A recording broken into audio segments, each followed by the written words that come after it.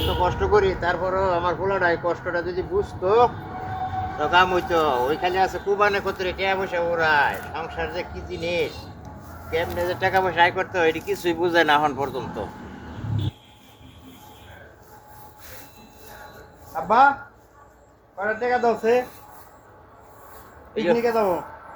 এই যে পিকনিকে যাবি হোর, তোরা না বলে কলেজে পড়স, আমরা কত কষ্ট করি, কত কষ্ট করে টাকা পয়সা উপার্জন করি, আর তোরা টাকা পয়সা নিয়ে কুবানে পালাস না। আমার কষ্টটা একটু বুঝতে কিছু বুঝি চেষ্টা। না গো, পিকনিকে যাবো বন্ধুদের সাথে, টাকা লাগবে, টাকা দাও, কোথায় থেকে দিবে জানি না। কোনো বলার কথা, ওই যে কইছি, কইতে তার কষ্ট এই লাগছে। যে আমি এত কথা বুঝি না, টাকা লাগবে মানে টাকা দাও, যদি টাকা না দাও এই যে আমি চলে গেলাম, মনে করো তোমার পোলা হারালো, তা তুমি আর আমারে আর পাইবা না, যে গেলাম থাকো। এই যে পোলারে ভালো কথা কইলাম, পোলা অযথায় বাবার না বুঝা কষ্ট দুঃখটা না বুঝা রাগ করে গেল গা। আরে আমি মইরা তো যাবো, কয়দিন পরে তো তগরি থাকবো। বালা কথা কইলাম, টাকা পয়সা না নিয়া কুবানে না হুরাইয়া তুই বালাদানের লেখাপড়া করতে আর লাগে তা তো আমি দিব।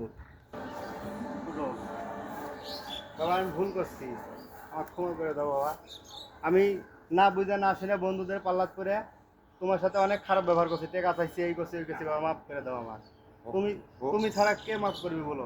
বোন বাবা, সন্তানের অমঙ্গল কোনো সময় কোনো বাবা মা চায় না, বুঝছ?